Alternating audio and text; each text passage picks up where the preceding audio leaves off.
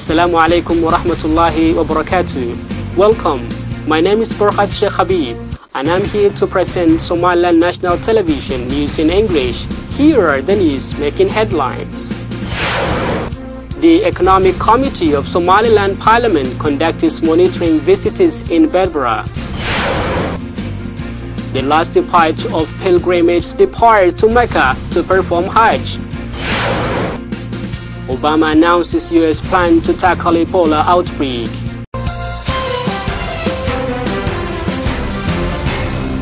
The Somaliland Parliament Subcommittee for Economic embarked on monitoring mission in Berbera, the capital city of Sahel region, where they visited customs and Berbera port. The Somaliland Parliament Subcommittee for Economics embarked on assessment mission in Berbera, the capital city of Sahel region. The committee visited the Berbera Custom Office. They were received by the Director of Berbera Custom Office, Mohammed Abdi Gurhan. The Director thanked the committee for their visit and enlightened them about the office operations. The delegation also visited Berbera Animal Market. After these meetings, the delegation spoke to the TV and presented what they have observed. They also spoke about the basic needs in Berbera, for instance electricity, and they urged the government to work on providing cheaper electricity in Berbera.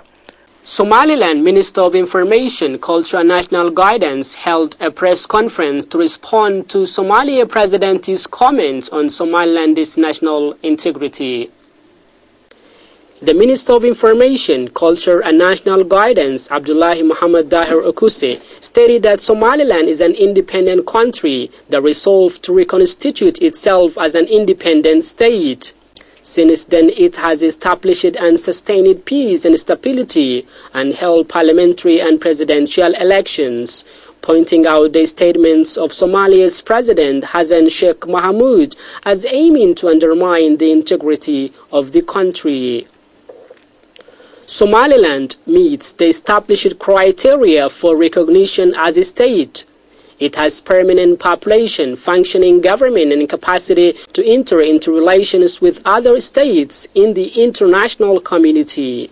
He added that the President Hassan Sheikh Mohamud does not know more about the progress of Somaliland and stated that Somaliland has 13 regions, contrast to south-central Somalia, which remains failed state without an effective government, plagued by a serious disastrous humanitarian crisis. Assisted by AMISOM to maintain their peace, and even though they are recognized as sovereign nation and a government. Somalilanders are united in their desire to live in an independent state and are strongly opposed to any union with Somalia. The minister pointed out that Somalia's president claims baseless with no facts on the ground. Somaliland is seeking to better integrate into region and attract more development assistance. On the different aspects of development, unlike Somalia, the minister finally stated that Hassan Sheikh Mohamud is just one of the figures lying with Somaliland's enemy in the region. The Presidential Advisor on Minority People welcomed officials from PDF International Organization to Hargeisa. The delegation will visit all regions to assess the living environment and conditions of minority people. The Presidential Advisor on Minority People welcomed officials from BDF International Organization in Hargeisa.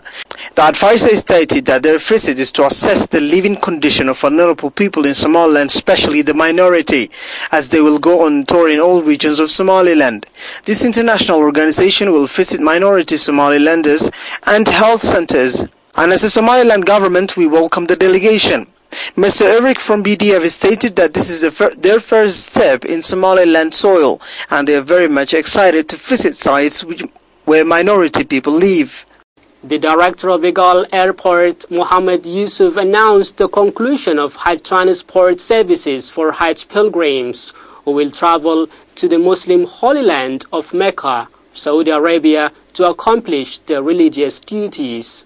The director of Egal Airport, Mohammed Yusuf, announced the conclusion of Hajj transport services for Hajj pilgrims who will travel to the Muslim Holy Land of Mecca, Saudi Arabia, to accomplish their religious duties. The last batch of Hajj pilgrims yesterday flew out of the country, headed to the holy city of Mecca on both Dala Airline and Tuba Airways at Igala International Airport. The director of Igala Airport, speaking to the press, stated, "I'm delighted to be present here at the airport to see the last batch of this year's Hajj pilgrims depart to the holy city of Mecca, and we will make sure everything comes to punctuality and reliability to perform perfectly as they stick to the published schedule." The director stated that the staff working in the airport performed their duties tirelessly in upgrading the work at the airport. Igala International Airport in Hargeisa is now coping with massive increase in flights and passengers during Hajj period, where on the other hand thousands of expatriates are now returning to their homeland from overseas arriving at the airport. Arriving the airport with daily flights to the capital. The director added that it's the first time that such number of flights landed on the airport in one time.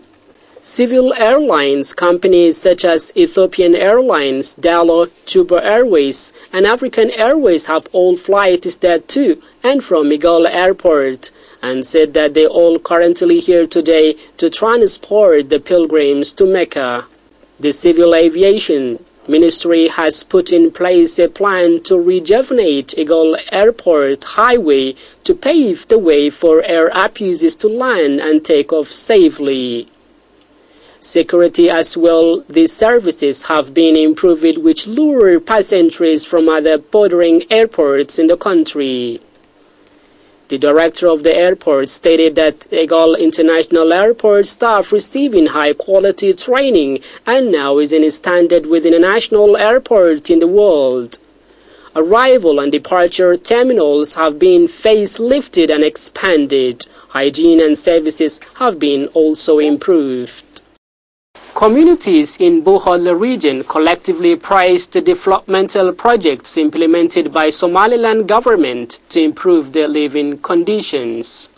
The civil members of Bohol region demonstrated their views regarding the developmental initiatives carried out in the region by the government of Somaliland. The chairman of Qoralugud from Bohol region, alongside with the chairman of Now Women Organization from Qoralugud district, high-profile members from Kulmi ruling party, and a wide array of residents in the district have demonstrated their developmental initiatives by the current government of Somaliland for its commitment to ensuring security, stability, and development over the years by achieving progress and implementing in the district developmental programs, and they told that the government's engaging with the citizens through transparent and accountable system in the different aspects including improving service delivery, initially focused on roads, livestock, water and environment. Residents in the district of Qoralugud have witnessed the efforts of the government to maintain in the region. One resident from Qoralugud district speaking to the media expressed his thanks to the government of Somaliland carrying out developmental programs in the region. He called for the government to advance its efforts to develop the region as a whole. Other members from the residents in the district speaking to the media have demonstrated their views regarding the key progress they have attained during the tenure of the current government of Somaliland. You are still watching SLN TV News, the only Somali-speaking channel with an English news program. And now for our international headlines in detail.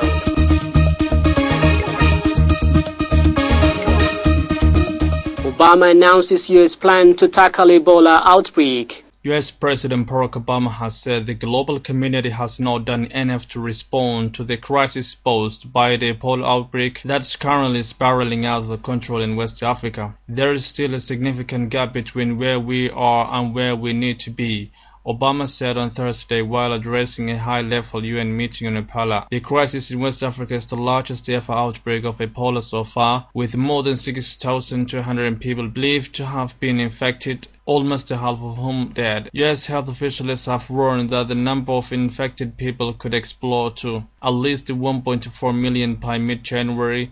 though they have also cautioned that the total number could be well below if efforts are ramped up. Margaret Chan, director of the World Health Organization, addressed the Ebola meeting before Obama and warned that the outbreak would probably get worse before it got better. The virus, she said, was still running ahead, jumping over everything we put in place to slow it down.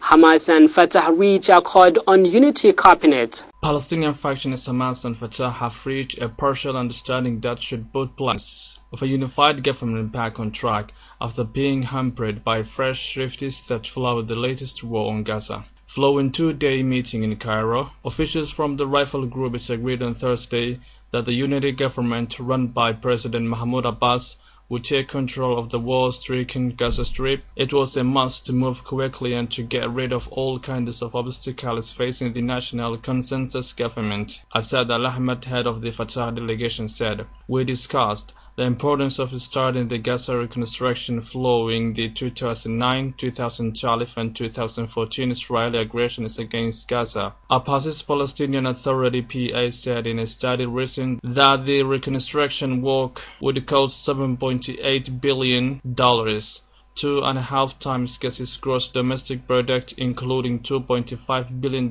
for the reconstruction of the homes and $250 million for energy. Reports from Gaza said that the security aspect of the agreement remained the toughest. "We have heard these pledges before, and Hamas had previously told the PA that they are ready to receive security forces to police over the region and that they are willing to give up the borders," our correspondent explained, adding that these forces never arrived and that the PA has accused Hamas of delaying the process. The unity government was hindered by rifts since the ceasefire began, which would potentially threaten the indirect talks with Israel and eventually the reconstruction of Gaza. The UN, Israel and the PA reached a deal on September to allow reconstruction work in Gaza. Almost a month after the ceasefire pact was reached between Israel and Hamas, ending 50 days of deadly cross-border fighting. More than 2,100 Palestinians, three-quarters of whom were civilians, were killed during the war, with large swaths of the Strip were left in ruins. That's the end of our English news desk on Somaliland National Television. Until we meet for the next time, goodbye.